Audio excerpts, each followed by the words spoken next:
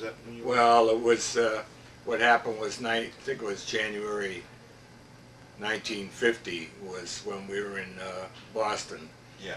and we were notified we were going to be decommissioned. So we went through the canal to Pier 91 Seattle for decommissioning. And while we were there, that's one of the things we were doing as assist the yard workers in taking a lot of the machinery out of the ship, the armor plating and all that. You mean this is like putting the ship into mothballs? Yeah. When you decommission a ship, that's what you do? That's what you do. Okay. And when you say you're going through the canal, let's say you started at the Great Lakes Training Center, that's around the Oh yeah, but I'm Great talking about Lakes. when I was on the ship. We started at Boston, I see. and we went down through the canal from Boston up I see. around. Did you go through the canal on the Pacific side to get to the Pacific No, side? no, we went the Atlantic side, Yeah. which is the northern part, Okay. and we went through the canal. We stopped at, I'm trying to remember the name of the town on that side, the northern side. I can't remember it right now. Panama City is on the southern side, the Okay. Pacific side. But we stopped at the northern side for Liberty.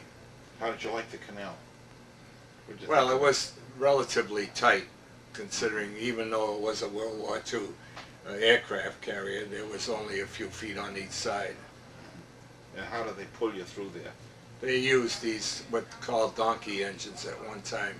They had probably had actual donkeys, but these were powered, small powered engines. And what do they do? Pull you with a rope or a chain or They pull you with cable. cable? And when you get down, when you get through the locks, that's through the locks. When you get through the locks, then you got open areas in there before you hit the other locks. Yeah, I think there's a few lakes in between. Yeah, there The are some locks. good-sized lakes Yeah, that you can hardly see any land or anything. really. And as you were being cabled through the canal, you had it was a full complement of men and material. and No, it machines. wasn't. The full complement actually was the regular ship's crew, but we had no air crew. Uh-huh. And the air crew complement increases the size of the ship quite a bit. Really? It goes up from, let's say, several thousand, somewhere several thousand, 2,800, whatever, to about 3,600. Oh, I see. It's 47,000 ton carrier, so it's very small in comparison to the later ones. Did you have any aircraft aboard the carrier when you were going through? Yeah, we did. What kind of aircraft? I think they were Grummins, regular propeller jobs. Mm-hmm. And we used them to maneuver when we got up to Seattle. I see. So you actually made it through the canal onto the Pacific side. Yes. Okay. And then when you went, this is from Boston down the canal. Up, Yeah. Of course, the canal goes kind of North to south. north to south. Yeah. And then when you get to the extreme north side, you're on the Pacific. Yeah. And then from there you went to Seattle, did you? Yeah. Okay. And what was the purpose of doing all this? Was this kind of a shakedown cruise? No, it's just decommissioning. Just decommission. Yeah. So you went through all this just to decommission the ship? Oh yeah. Okay. Yeah, they have areas like Norfolk is a large decommissioning area. Yeah, right. And this happens to be the Helena, which was a diesel-powered cruiser, was up there, and that had been decommissioned. And you never know possibility of whether they're going to recommission these ships or not. So, At that time, they were commissioning battleships once in a while, but there were a great many ships that were just decommissioned and left that way. and was this before or after the Korean War began? No, no, this was just before. Before. When the Korean War broke out, when I was up there, I had been on every deck on the ship. There are, let's see, I'm trying to remember, 17 decks on one of these small carriers. And then we got word the Korean War had broken out, and I got notice of transfer. Okay. Did you have to reverse your process of decommissioning these ships, or did you? No, go to no, no. another The ship was left alone, but I was assigned to another ship. I see. And what I did was they put me on a plane. It was more like a shuttle. We made stops all along the way at the time, and we got down to San Diego, and my destroyer was there in San Diego. Okay. And What I came destroyer in was that Al? evening. Frank Knox, DDR 742, What does that stand for? Any idea? radar ship, 42. number 742, but radar. Yeah, yeah. That's the Frank Knox. Yeah. And so you went from, instead of Carrier. decommissioning in Seattle, you were activated and sent Yeah. down to San Diego. Yeah. And this was a destroyer, huh? Yeah. And where did you go from there? When was this, Al? Well, this was, well, the Korean War broke out June 25th. July 5th I was down there in San Diego. So it took you about a month, huh? No. June 25th. Yeah. Oh, you're down there a month after the war broke out. No. Yeah. No. When did the... June 25th. Yeah. 10 days later I was down there in San Diego. San Diego. Yeah. I see. Okay. 10 days. And then, and after you were in San Diego and got aboard the destroyer, what kind of work did you do there? Still machinist? Well, I started off like I did in the carrier. I started off in the fire room in the carrier, and I went from the carrier fire room. I went to the machine shop. They got a full machine shop there. There's a full machine shop, and there's 8 people in the machine shop on the carrier. And that's next to the galley. So How many in a destroyer? One. Yeah, one machine. One machinist. One machinist. One person in the machine shop. I went from the fire room, after so many months, I went to be assigned watches in the engine room. You're assigned watches. That doesn't mean your regular work area has to be that.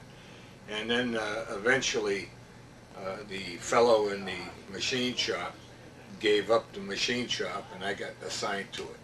But I stood watches in the engine room. I worked in the machine shop, and general quarters, I was in the after fire room manning the HP air compressor, high pressure air compressor, Okay. which was the counter recoil for the guns, 5-inch Now- guns. Now, Al, just to get a few terms out of the way. Fire room. When you say fire room, you're talking That's about... where the boilers That's are. where the boilers The force draft blowers, that's about it.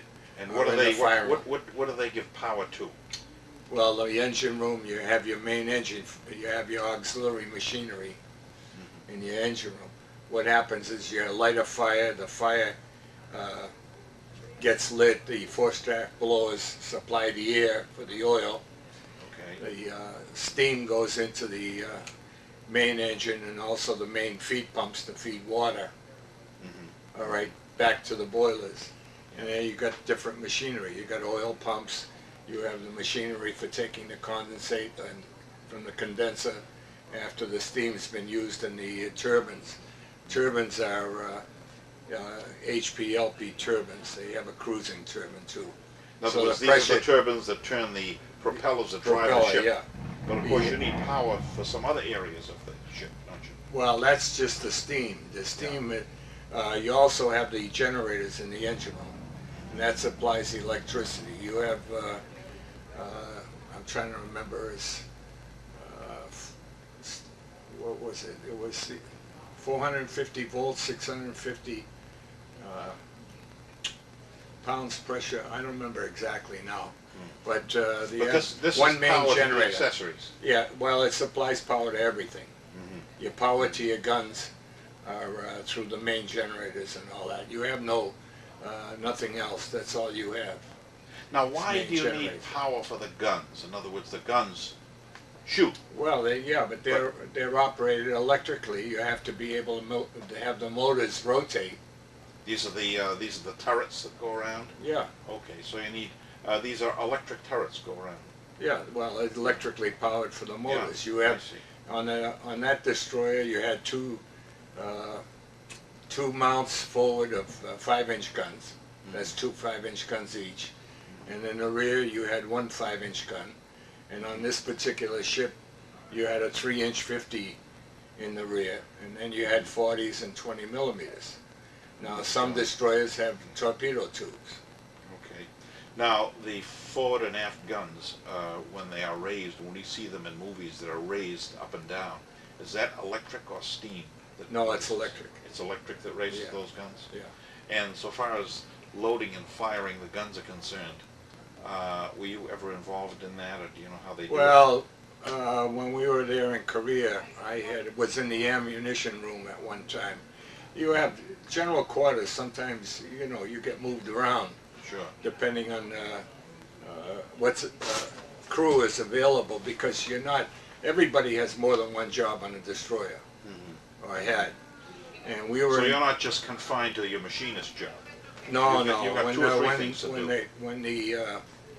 When you're in general quarters, you may be in damage control, you may be in the engine room, you may be in the fire room, you may be whatever.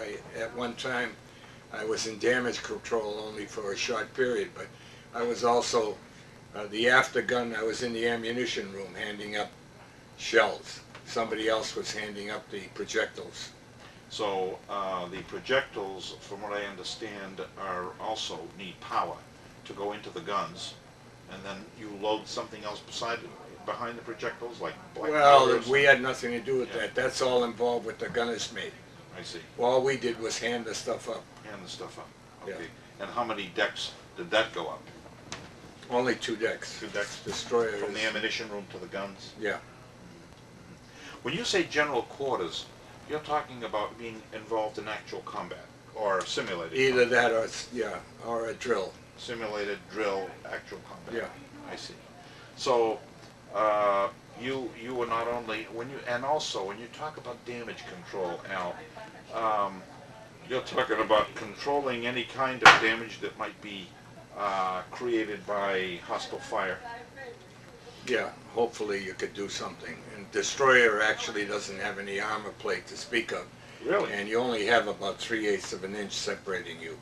So anything that happens is likely to Yeah, do a great deal of damage. I see. Were you ever involved in that kind of situation? No, we were fortunate. We never had any actual shells or torpedoes or anything. But a destroyer, one of the things about a destroyer is it may not be very heavily armed, but it's very fast. Is that Relatively maneuverable? maneuverable, and the thing is generally the job, if you're out in a fleet, your job is to get between you and any torpedo fired at a carrier, because you may have 1, 2, or any number of carriers, or you may have a battleship. And in our case, we never were around a battleship. We were always around carriers. Were you in Korean waters? Yes. And while you were in Korean waters, did you really and actually have a fear that there may be submarines around there? Well, I suppose what I'm asking is, did the Koreans have submarines? No, our only contact with the submarine was right outside of Japan. Really? Yeah, the Russians had a habit of getting behind the propellers where there's so much noise and following along behind you. Well, was there any danger that you would get a torpedo from one of them? Well, we did. You did? Yeah, several. We had one of our sister ships. There are 4 destroyers in a division. And our sister ship McKean got contact with a submarine. And it's a dangerous place right outside the harbor, as it is. What harbor was that? Sasebo. So they made contact. They started dropping depth charges. They notified us. We happened to be with them. So it's difficult to sink a submarine, so we were making circular patterns trying to sink this submarine. So you were in actual combat, actually being attacked by a Russian submarine. At one point, we had 2 torpedoes fired at us. From a Russian sub. Yeah. And all along, the Russians were saying that this was not police action. No, that's they're got nothing. not involved in the war and all that. They were. Well, their planes were very actively involved in the Korean the War. MiGs. Yeah. Yeah. They also were floating mines down from Vladivostok. Is that right? Yeah. But they were combination mines, and from my understanding, talking to my teacher, Worcester Tech, he told me that at the Bureau of Standards we had showed him our combination mines. So instead of a contact or magnetic, these were pressure magnetic mines Really? that they were floating down. So there were a number. The biggest hazard actually for us was, in percentage-wise, was the mines. That's where the most ships got damaged. There were over about 136 ships, I think, Really? major damage or sunk. You know, this is why they call the Korean War the forgotten war, wars that people don't know too much about, and the impression that the public gets is that it was only a police action, and that the Russians were not involved. They were saying they weren't involved, and that the Koreans were doing nothing other than defending themselves. That's a lot of hooey. Well, it wasn't exactly a world war. Yeah. But so far as the mines are concerned, did you actually uncover one of those mines that had not been detonated and show that it was a Russian? No, what they used to do if they saw a mine was they'd have some of the crew that had been trained in rifles would go out with a rifle and fire at it. And very rarely they would have some practice. They'd throw a barrel out and practice firing at it. Were they very successful in doing that, in detonating? Well, I never saw a mine detonate. You never did. Okay, but you did. One of the other jobs was they had. I think I'm trying to think of what the names were. One was Tomcat. One of the things was that when the planes came back after doing their bombing, shelling, whatever, if a pilot went into the sea to try and recover him. So that was one of the jobs for the destroyers, but we never were very successful with it. Yeah. So you had search and recover missions too? Yeah, they call them something bird, catbird and tomcat, I think. I see. But we did a lot of shelling too. You did? We used to go, we used to call ourselves at one point the Sanjin Chongjin Express. Ah. And we went as far north as Wonsan. You did? And we used to fire at the, take out the railroad tracks, and then we'd come back the next day and take them out again, and the next day and the next day for months we'd be doing that. Now, how did you get, how were you able to fire from a ship all the way into a railroad track and take out the track? How is your targeting range and your reconnaissance range? I got no idea because I had nothing to do with that. But you had no question but what they did reach the railroad. Oh yeah, yeah, they did. How far were these shells be able to? How far could you throw one of these shells from a ship? I don't know. I'd be guessing if I said 5 to 7 miles. Really? That's Yeah. a good It's not like a destroyer that could go. I mean, a battleship that could go 15 miles. I see. And did you catch any flak from the enemy? No, we were fortunate. We never got fired. Also, that was another job that we had. We'd go out sometimes 2 destroyers with a cruiser. The cruiser would conceal itself maybe behind an island, and we would get as close to shore as we could and fire and try and get some major gun to fire on us. Draw them out. And then the cruiser would turn around and take it out. Now the cruiser has 11-inch guns, 11 I think inch it was. And what's their range? Hell, a lot more than 5 miles? Yeah. Yeah. Now, you say, a little while ago you said that the Russians had mines that they floated down from Vladivostok. Yeah. But you also said that they had quite a few of their aircraft. Of course, they claimed the Well, aircraft were being flown by Korean pilots. Yeah, no, this is all from what I read or we heard as far as the news. We used to have a newsletter came out every once in a while. We were also on the west coast at the Yellow Sea when the Chinese invaded. Mm-hmm. Yes. And this is when I used to see the planes dropping to try and stop the advance of the Chinese. And this is when at the Yellow Sea I saw so many dead bodies. Really? Of Chinese, I guess they were, or Koreans, I don't know which, but they had different uniforms. Were you on land when you saw this? No, we were on the ship. On the The ship? Yellow Sea was very calm at the time, and I could look out there, I'd see the planes, and then another time was when I saw all these bodies. Mostly in the sea. MiG-15s? No, Americans. American. They were the F-6s or something like that. They were the first, I guess, Yeah. first Yeah, I think we had the turbine. Panther jets in those days. Did we have jets? They were the first jets Yeah, yeah. that showed up. Did you see any of the MiG-15s? No, we weren't that far north. I They see. were in the yellow area, the way up north. Ah. And where we were, like on the east coast, there was nothing there. It Now, was this is Korea, Al. yeah. Show me where the Yellow Sea is. Yellow Sea is on this side. On the Yeah. west side, huh? Yeah. And And we went, the furthest north we went was on the east side. Ah. We went up there to where the seawater was actually below normal freezing temperature. really? Yeah. All right.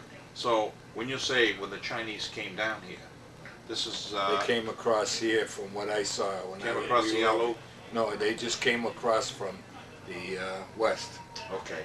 But were you And there ever? was a valley there. Yeah. And this was, I don't know, several miles away. You could barely see anything. We just saw, all you saw was specks, and you see the jets going over and over when they could. Did you, as the battle progressed after the Chinese entered the war, did you follow the troops down? No, we had, Were you able to observe you gotta, how you the gotta, battle no, was you going gotta on? remember one thing. Yeah. A destroyer can operate only so long before it gets low on fuel. And you try and get down, I'm trying to remember whether we ever went to 40%, but let's say like 60%, and then you go back in. So it was anywhere from 4 to 6 or 7 weeks. Where did You'd you be get out. refueled? You go back to Sasebo or Yokosuka. With Sasebo here, No, that's in Japan, Japan. Yeah. and that's okay. on the westernmost Yeah. Okay. port. So you have to go all the way back to Sasebo, Yeah. get refueled, Yeah, and then go back up. go back, yeah, Go back. Yeah. whatever you're assigned to. Uh-huh. And also we had patrols at Taiwan. Uh-huh. And this was, at one time, there was a scare that the Chinese were going to invade Taiwan, so we were patrolling in between. Well, that was a hairy situation, wasn't it? Well, this is, when you're going back and forth, this is where it gets a little choppy Yeah. on a destroyer. Yeah. Yeah. And we also, we went down towards Hong Kong. We got in a typhoon and we got knocked down to Hong Kong. Mm-hmm. And that was tough. You're lucky you didn't end up in some Chinese port and get interned, right? Okay. So, so that's you were patrolling anywhere. How long a period of service was this all around the Korean Peninsula? Well, the first time we went out was for 14 months. 14 months. Then we came back, we went to yard period. I went home on leave, first leave since boot camp. And then we went back out for, I don't remember, it was like 9 months, 11 months or whatever before I got discharged. So you never saw any R&R. They offered me R&R at one point, but I was pretty fatigued. But I was broke. I had some of the buddies offered to lend me the money. It was only like $2 a day for R&R, but I didn't want to go. And where was your R&R? They usually in Japan. Yeah, Now Tokyo, I think. Tokyo. Yeah. What did you feel about? How do you feel about this Korean conflict and the way that you were treated? Well, let me tell you something else. That I had my best friend had gone to Russia in '49, Uh-huh. Darren Tastian. So I was writing him while I was over here, Mm-hmm. and I never got any criticism about that. You were writing to Darren Tastian in Russia? Yeah. Where was he? Moscow? Yerevan. Yep. In Yerevan? Yeah. Oh. I was writing him. I thought over, I said to myself, supposing I ever met him, combat area. But the thing was, I was in the Navy anyway, Yeah. so that wasn't about to come up. Yeah. So it was no trouble for me Yeah. as far as that was concerned. And they knew on the ship that I was writing somebody there. Nobody And questioned. nobody criticized me or questioned me or anything.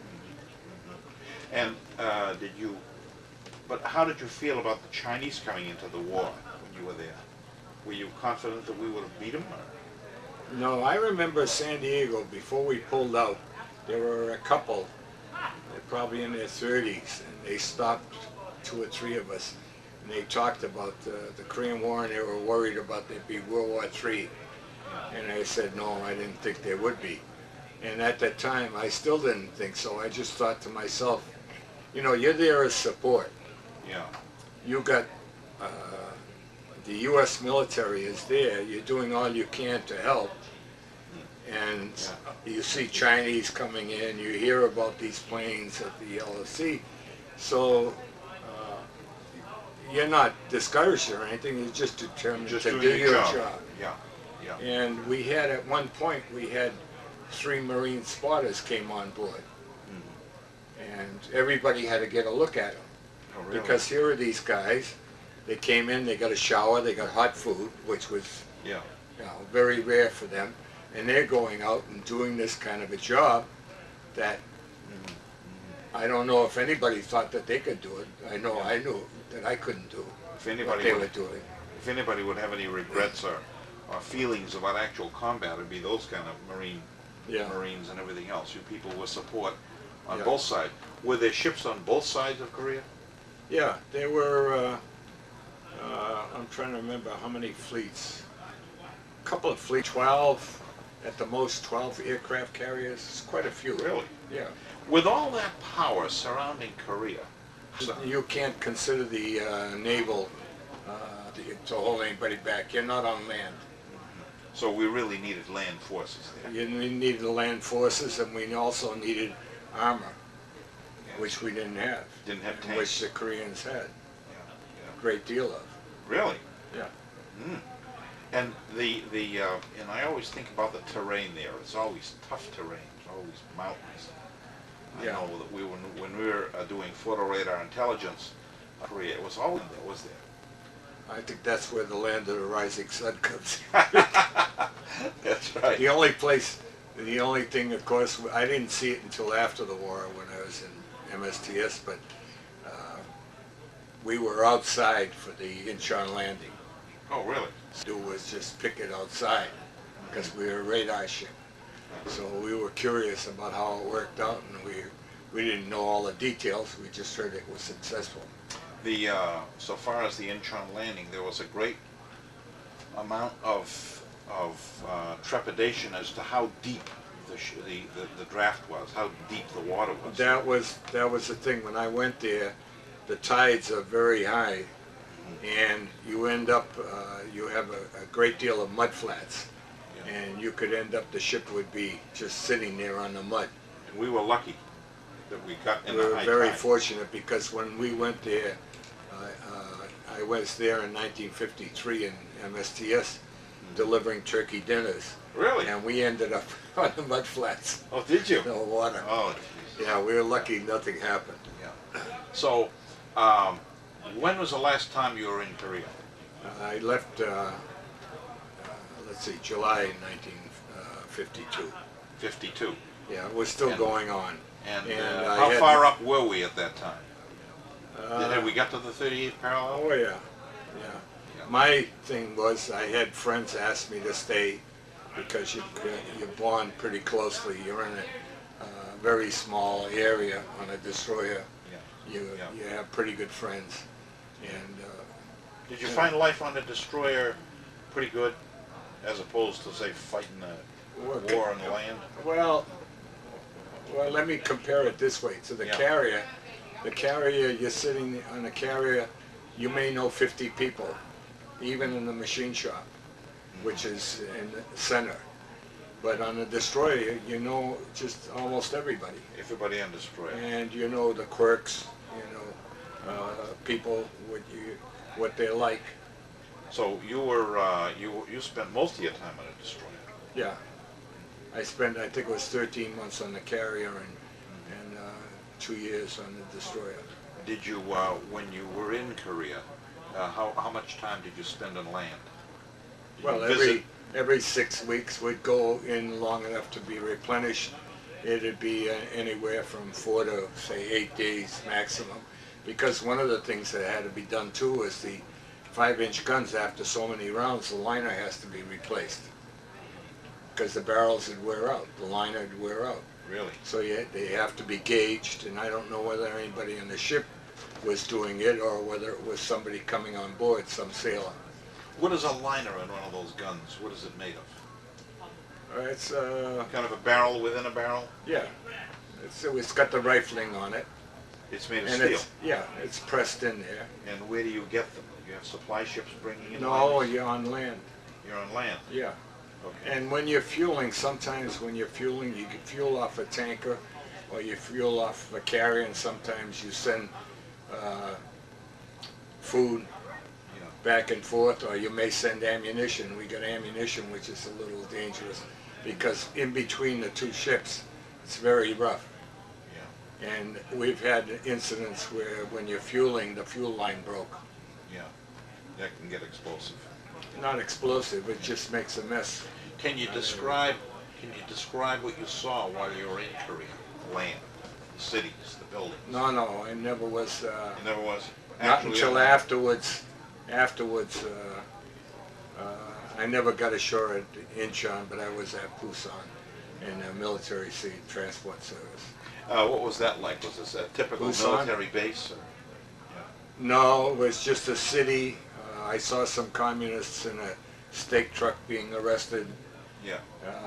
One fellow had his camera stolen. I saw a woman cop directing traffic, and I saw a warehouse full of military gear, uniforms, helmets, and things like that. I But it don't was know basically a what military setting that you were there. It was, No, not really. No? No. Was there, what other kind of civilian settings did you see? Civilians all over the place. Really? Yeah. Was it pretty heavily populated? Yeah. Yeah. Now, with regard to this north-south business that's going on, where they're starving in the north and progressing in the south, do you have any feelings with regard to that? What's the difference Well, between the north and the south? There was a lot of protests by the younger people, especially students, do this. They protested about the Americans being there, and also there was a lot of communist influence. And right now you've got, of course, a lot of young people have grown up that have no idea of the Korean War, that I guess for some reason or another, they think they can get along with the North Koreans. Of course, there are a lot of relatives on both sides. But the problems is the fact that you mentioned the economy on the north is so bad because he spent so much money on his military. And the only thing he had was electric power, hydroelectric plants. And they were down from the Yalu? Yeah. Yeah. Supposing we did pull out of South Korea, would South Korea collapse, do you think? Or are they strong enough to take care of I themselves? think they'd be taken over. I don't know how much of a collapse it'd be, but I think they'd be taken over. But I don't know whether this is something that they want, since the majority want or not. Yeah. All I know is the people in the north don't have much to say about what goes on. I see. Okay, so when you finally left Korea, how did you do that? With the destroyer? No, they sent this over to Yokosuka, next to Tokyo, and the next day I got on a troop ship back. And how did your people in the destroyer feel about that? They all take off together? Or did No, you I were was just the all only by one? myself. You were the only one that left? I was the only one that Yeah. left. My time was up. They told me my time was up, and the next day, that was it. That was it? And I just had that night to say goodbye. I remember being at the fantail and having one fellow that I had helped out asked me to stay. And I said I was tired. It A was lot of time I have many photographs. I was the only one taking photographs on the ship, Really? and I have photographs showing a lot of fatigue on Really? people's faces when you're out that long. Yes. You know, So who do you have? it wasn't any picnic? No, And we also- ran out of food at one time. Really? Oh my God. We had rice and Tabasco sauce. Really? And when we couldn't get food from the other ships, so we had to go like that for a number of days. That's surprising. Was supply a problem? Getting supplies? No, well you start off like at a main port. You start off, you have crates of potatoes on this superstructure. You get all this food, but then you start getting down. The thing is, some Japanese food you eat, but I remember going over and getting grapes and getting dysentery because I ate some grapes without washing them. Oh boy. Because of the health problems with the Japanese food. I suppose there's even more problems eating any food that might originate from Korea too. Oh yeah, That place same wasn't very situation. sanitary either, Yeah. was it? Yeah. Sometimes some of the interviews that I've had from Korean veterans say that they could smell Korea. Oh, miles kimchi, away. yeah. Huh? Kimchi, yeah. Yeah, because they use. Some ex-servicemen like that Yeah. food. Really? But that's one of the hotter foods. Yeah. They say that they use the fish for their fertilizer, and of course they use human fertilizer. Well, as the Japanese were doing that. This was a danger Yeah. in a lot of the food. Did you learn any Korean or Japanese while you were? I learned no Korean. I learned little Japanese. I could. Every country I've been, I managed to get by. Where have you been other than that? Other than Korea? Well, Japan? as I said, MSTS. I've been Germany. Well, I've been Guam, Kwajalein, Hong Kong, Turkey, Greece, Italy, and Germany a number of times. Really? You were there with the Navy? And Cuba. Really? Yeah. Okay. You've seen quite a bit of action. No, this was not in the Navy. This was Military Sea Transport Service after I got out of the Navy. I see. I was, when I found out about the MSTS, I said, here I get 3 times the pay for 1/3 the work. Really? So that's why So what is the Signed up. Military Sea Transport Service? Describe it, because I've never heard about it. It was MATS first. And that was the Army had more ships than the Navy during World War II. And when I first went in Brooklyn, it was still called MATS. Then they changed over, it went under the Navy. They were all Department of Defense. And it was, you signed on each trip. They asked you whether you want to go on the trip. You did. Is this like the Merchant Marine?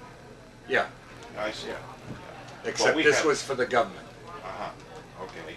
So, So you signed on one trip after another. yeah. Oh my God, that's really something. And the pay was better and the work was less. Yeah, the first time was cargo troop ships, C3s, C4s, generally C4s. And then I had a reefer cargo ship where we took refrigerated food, and we used to spend about 8 days in Germany. We bring back these guard dogs. I So don't know this- what they did with the You guard were dogs. supplying the Military. troops, the military. Yeah. Dollars. And I was in the West Coast, I was on a P2, and that's where we stopped Hawaii, Guam, Kwajalein, Korea, Japan, Korea. And then came around and we picked up UN troops and took them back to Turkey, Greece, Italy. Just like, for instance, you see civilian-looking aircraft bringing troops back, for instance, from Iraq or Japan Yeah, or something yeah, like that. except They're never they- military. Yeah. Yeah. And you like that better than service in the Navy? Well, it was much easier, the food was a lot better, and of course the pay was a lot better. Yeah. And your duties were still that of a machinist? Well, I only had 8 hours Yeah. work a day. Yeah. It was 4 on, 8 off. And what did 4 you on, 8 off. do? What was your activity? I'd work in the engine room. The engine room would be, generally on those would be a combination fire room and engine room. And I was an oiler, so I did what machinist mates normally did. I'd take readings, I'd blow tubes, take readings on the boiler, check everything, help light off. So, the engines on these ships really require a lot of maintenance. Is that right? Well, they may not get it, but the normal overhaul procedure was used to be every 3 years. There'd be work done. and then they went to 6 years, which didn't work too well, and I don't know what it is now. I've worked at the Navy yards, a number of Navy yards. Really? So that's when I remember when they changed, and of course, the major ships now are not, they're either nuclear or gas turbine. I was going to ask you, do you have any idea as to the difference between maintenance, say, on a nuclear-powered ship as opposed to an oiler, for instance? Nuclear-powered ships, the problem on the maintenance and all of that is the work. Anything anywhere near close to the nuclear gets critiqued, gets inspected so many times. There's only allowed a certain amount of time to work, so it takes a terrific amount of time to do anything. Because when I worked at Portsmouth on the submarines, the nuclear submarines, I didn't work nuclear. I was trained every so often. They trained me so to get me ready for it, but I never ended up that way. But I was going to say, the nuclear-powered ships. So it's not true that the nuclear-powered ships would require less maintenance than an oiler? No, I couldn't really say that. I get the feeling that nuclear-powered ships run a lot by electricity, electric-powered rather than mechanical powered with oil. Do they still use oil and gas or anything else? Well, you may have emergency generators and things like that that have their own fuel supply. But the thing is, nuclear, the main power unit, of course, is going to last quite a while. Yeah. But you have to watch, you have certain problems. A number of them, one used to be hydrogen embrittlement, which is where hydrogen gets into the pores of the metal and it fails. Mm-hmm. So this is why so many inspections. So what was the total amount of years you spent at sea? Well, 4 years in the Navy, and I guess 2.5 in the MSTS. Yeah. And then the Navy Yard, of course, I went on some sea trials, but I can't really count it as sea time. So, would you say overall that you enjoyed you're a locksmith. Did this machinist business have any tie-in with civilian vocation that you had when you came back? Slight. When I worked at a machine shop, there was a relationship there, and marine machinist.